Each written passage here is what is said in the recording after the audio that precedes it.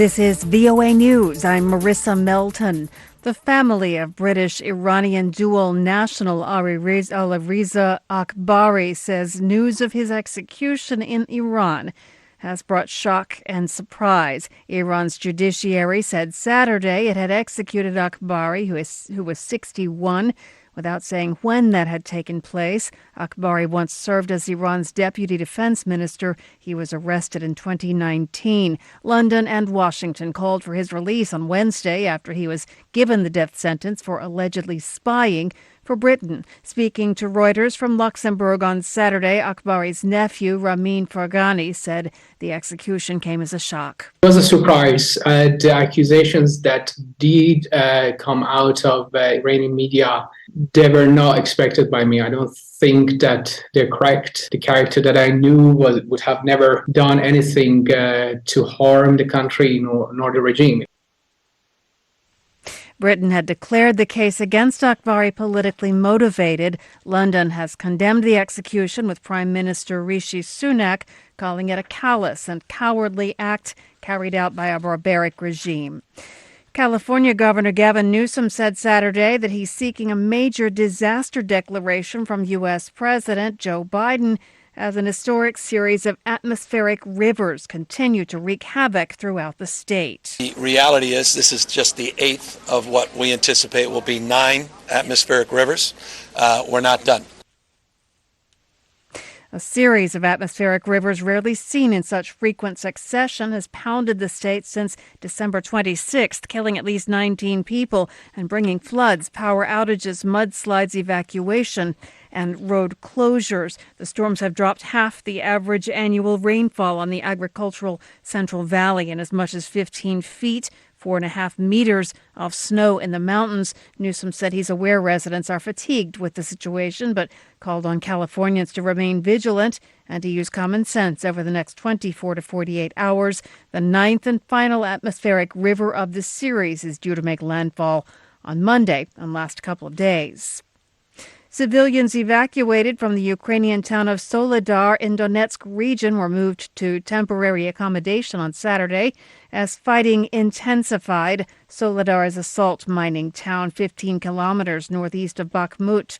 Russia said Friday its forces had taken control of Soledar in what would be a rare success for Moscow after months of battlefield reversals.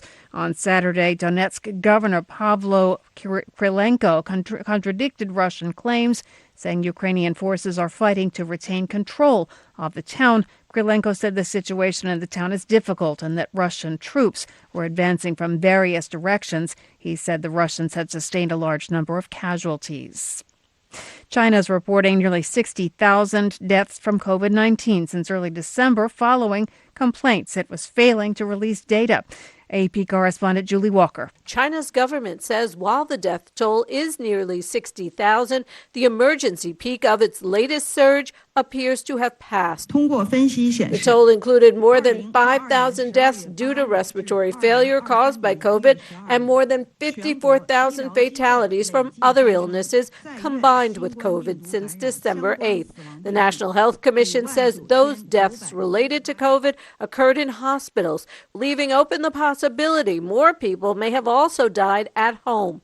The report also more than doubles China's official COVID death toll to more than 10,000 since the virus was first detected. I'm Julie Walker. Thousands of protesters marched Saturday against Tunisian President Kais Saied's seizure of near-total power in central Tunis, demanding he step down as they marked the anniversary of a key date in the 2011 revolution that brought democracy. The central avenue that is the traditional site for major demonstrations was crowded with thousands of protesters waving Tunisian flags and chanting, "The people demand the fall of the regime." Protesters had pushed past police and metal barricades to reach the avenue, defying initial efforts by the authorities to keep separate several parallel protests that had been called by different political parties and civil society organizations. From Washington, I'm Marissa Melton, VOA News.